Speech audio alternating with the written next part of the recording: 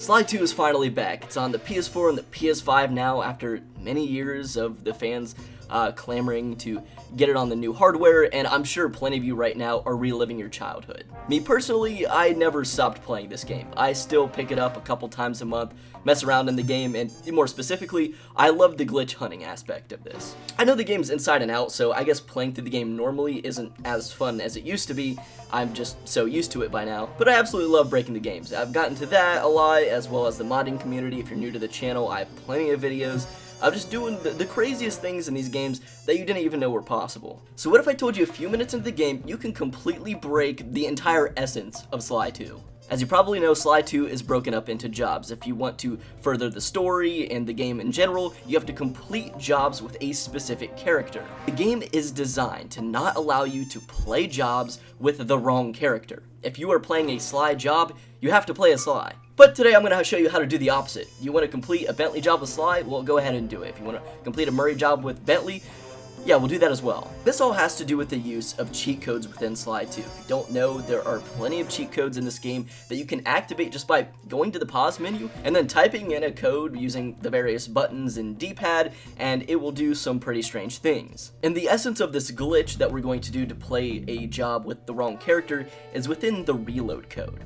If you go to the pause menu and you type in left R1 up down up left using the D-pad and the buttons that I just told you, it will reload the level and send you back to the safe house. It doesn't matter where you are or what you're doing, if you pause the game and then type that in, that's what it's going to do. The thing is, it doesn't clear everything. If you are in a specific job, it will reload the level. The job is still active, but you go back to the safe house. Usually Sly 2 bars you from going back into the safe house. If you've started a job and you're playing as a specific character in that job, if you go back into the safe house, it will back out of the mission. This is what prevents you from selecting another character in an active job. But by using this reload code, it sends you back to the safe house, the job is still active, and from there you can select another character. So let's go ahead and put this to use. I think one of the simplest missions to demonstrate this in is in Lightning Action. This is in episode 4 of the game, so this is about halfway through Sly 2. Go ahead and load up this mission with Sly. What you're supposed to be doing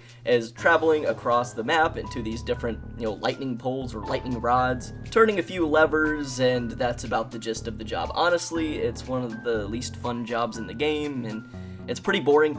However, it is a very good demonstration job. As soon as you start the mission, you can do this. Hit the pause menu, type in that code, left R1 up down up left. It'll send you back to the safe house. From there, and by the way, a good indication that you did this correctly is in the bottom right corner. You'll have that counter right there that tells you how many of these lightning rods you've turned, I guess, if that's the correct term.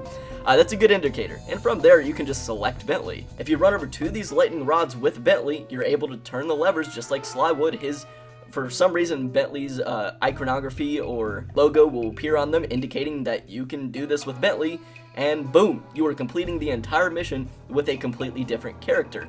However, once you do complete the mission, it will still give you the job complete menu for Sly, but hey, the job is complete. It allows you to progress in the level. This wasn't a particularly fun one to do. This entire level is more so suited for Sly because it's a lot more vertical in nature, and this job in particular is a lot easier with Sly, so I wouldn't recommend doing this one.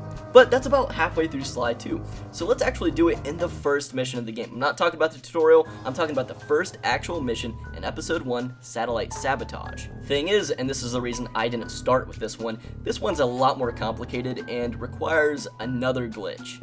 You see, I said if you reload the level using the reload code, it sends you back to the safe house and you can select another character during an active mission. The thing is, Sly 2, for some reason, at the beginning of every single episode, doesn't allow you to right away play as all the characters. First, you have to complete at least one Sly job before you're allowed access to the other characters. So, if we start the first mission and then reload and go back to the safe house, we still can't select Bentley or Murray. But there is a second glitch. When activated, it'll allow us to at least play as Bentley. This is called the Jobless Dev Map glitch, and I'm not going to go into a whole lore bible on the Jobless Dev Map. You can use it to do a lot of different things, but basically the gist of it is if you activate this Jobless Dev Map, once you reload the level, every single job in the game is activated, or at least it seems like. if you activate this glitch, not only are you in Satellite Sabotage now, but you're also in the operation at the very end of the episode. You are in a bunch of other missions. Very strange. To activate this glitch, what you're going to have to do is kill Sly, and at the very end of his death animation, as the level is fading out with Sly's logo, right before that logo appears, at the very end of his death animation, pause the game, hit that reload code, and back out as soon as possible.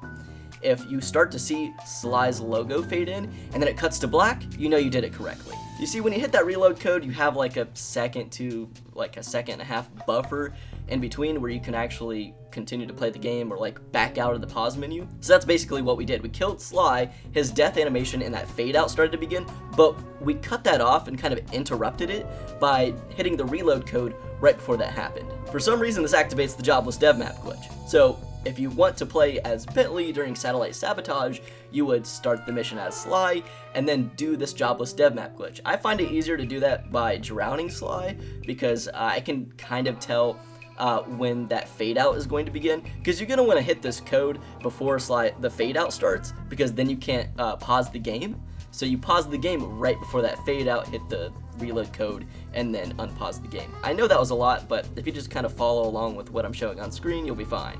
And if you remember correctly, in the operation of this level, at some point you meet up with Bentley and Murray to swap the keys to a truck that you need to use to knock down the peacock sign in the middle of the level.